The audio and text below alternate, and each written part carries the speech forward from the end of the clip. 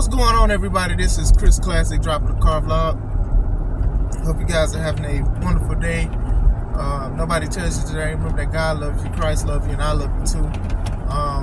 We're working on something very good, working something righteous. I'm proud of you. Keep up the good work. Make sure you subscribe to this channel, the Taking Home Podcast, and also my second YouTube channel, C3 Ultimate Wrestling. Subscribers are going up slowly but surely, and I'm grateful for that. I want 150 subscribers on the C3 Ultimate Wrestling page by the end of the year, and I want to hit the 300 mark for this channel, the Taking Home Podcast, 300 by the end of the year. So hopefully we can get that. Thanks for subscribing and watching. I wanted to talk about the two major announcements that both companies had and why I didn't like them. Alright, y'all ready? Alright. So AEW, they touted for Full Gear that they signed a major wrestler or major star. We're gonna let you guys know at Full Gear. So a lot of people was thinking maybe it's Ronda because she was debuted in ROH. Some people thought it was maybe Mercedes Moné. Some people thought maybe it was Dolph Ziggler. Like, it was a lot of speculations. And then even Will Ospreay has been very open about people sending him contracts and things like that. So the major announcement, the major signing for AEW was Will Ospreay. Crowd loved it. A lot of people loved it. Internet loved it and everything. It was happy for Will to sign to be All Elite. Now, here's the bad part. So he goes out and he says it. He says, hey, y'all not going to like what I'm going to say, but I'm going to have to wait until I do my obligations for another company. So then people start booing, and then he started yelling at the crowd. Now, I'm not a big fan of his mic skills. I'm just not. It's like he's himself, and it's just like, it just doesn't work. I don't know. He stumbles over stuff. Hey, bro. Like, come on. Like, it's funny. You know, a lot of people make fun of it. But this is the problem I have with it, right? Y'all announced that this man is here, and basically he's going to wrestle next year. Now, I know that it's less than 2 months away, but it's like he has other obligations. And let me say this first. It's dope that he is doing his contractual obligations first. But dog, you are in another company, and this isn't his fault. This is nothing but Tony. It's all on Tony. Like, why would you do that? Like, this could have been at the beginning of the year, and y'all could have been hyping and touting things up. You know what I'm saying? This could have been at another show possibly that he debuts, or I mean not debuts, that he shows up. And that's another thing. Will has wrestled quite a few times in AEW besides being signed. So it's like, not to make it seem like it wasn't that special, because to each his own, but we've seen him wrestle before. So I'm trying to say it the right way, because like I said, I'm not going to sit here and act like he's not one of the most popular wrestlers out. And I have no doubt in my mind that a lot of companies offer him contracts and stuff like that. But the problem is, to me, is that he's already wrestled there before. And I'm not mad that he signed. It's just the announcement, how he was presented. I didn't like the presentation of how he was announced. You know, but it is what it is. That's my problem with that. Was the two things was, hey, I'm signed, but wait, guys, wait until next year. I'm gonna tell you this year that I'm gonna start wrestling next year. You see what I'm saying? Hey, you guys are so important that I'm gonna wrestle for y'all after my previous employer when I leave them. Now, that's what is presented as. So shout out to him, shout out to Will and everything like that. You know, I'm sure this man is getting a lot of money. A lot of guys put on a lot of matches.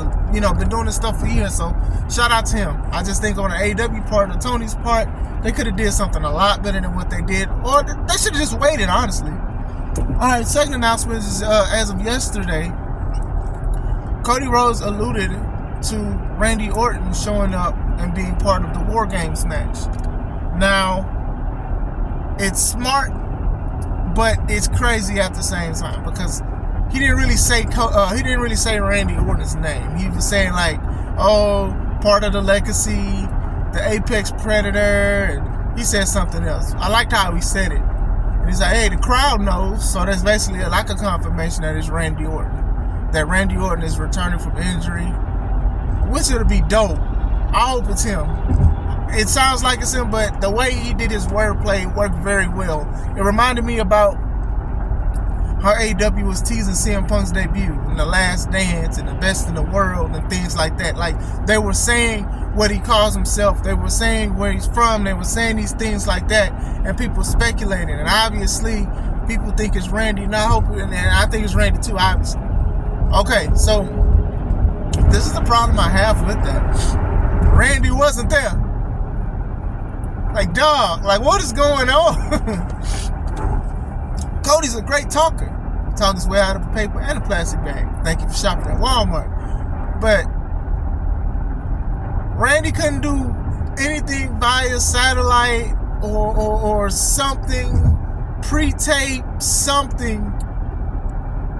Cody, hey, I know a guy, and people going crazy because a lot of people have been wanting and praying, hoping that Randy recovers so he can come back to wrestle, because a lot of people didn't want him to retire on the note he did. Now, the note he did was already pretty decent. He had a decent tag with Matt Riddle, and I thought they lost the titles and things like that, but he was just out there just living his best life, having fun.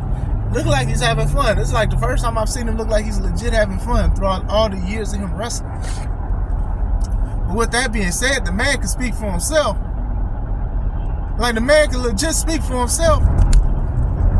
But I do like how Cody was teasing it and stuff like that, because it could be a possibility. And they could also say maybe they wait for him to be clear. Maybe, somebody else. It shouldn't be Ted DiBiase Jr., because ain't he going to jail or something? I don't know. But as far as the announcement goes, okay, cool. Like, these are big announcements. Let me say this. They're big announcements. It's just that they were presented bad. They were presented very bad.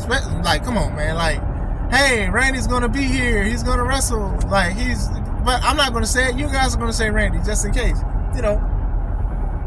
Like, what's going on? Y'all couldn't call the man. The man couldn't call in or something. Backstage segment, something. Like, they needed another person. And then I ain't even going to let's take it a step further on WWE part. I ain't even that excited that Becky was the 5th woman in the Survivor Series. Y'all act like she was gone for a long time or like retired or something like that. She was just on NXT. She was like the only one left. So a lot of people knew it was going to be Becky, because everybody else was either busy, injured, or doing something else and not even on the card. Look, man, look. See, surprises be so not surprises, because it's just how they present it and things like that.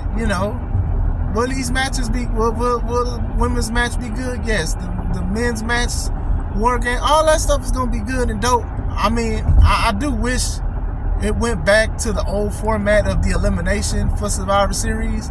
That's what I used to love. Survivor Series used to be one of my favorite events of the year. 5-on-5 elimination style matches and things like that. But most of the time now it's multi-man, multi-women matches with no eliminations, just 2 rings and things like that. And it's just not the same, but it is fun at the same time. You get what I'm saying? But I used to love the elimination aspect of it. Like, I used to love that, but it's different now. So, but what do you guys think, man? Like I said, I'm gonna say it again. Will's signing to being All Elite, that could have been done another time. And they shouldn't have had him announce that, hey, calm down, I'm not here right now, I'm gonna wrestle next year, I got obligations and stuff like that. Like, y'all could have just said he was signed. He didn't even have to say that part. But even then on WWE's part about Cody announcing Randy not doing it himself via nothing. So it's not Randy's fault. This is the company's fault. The booker's fault. These are their fault. I want to say that too. Not attacking these wrestlers at all. Unless Will just went on willy-nilly and did his promo by himself and said, hey, let me just tell these people. And I understand being transparent and being honest, but at the same time in the business, you don't do something like that, like I said, it's a special thing. It just feels like it's a little diluted on the specialness because he's wrestled there a couple times and he's had some wins. But that's just me. What do you guys think about the announcements? Are you happy? Are you excited? Are you looking forward to it? Let me know. This is Chris Classic. Let's take it home.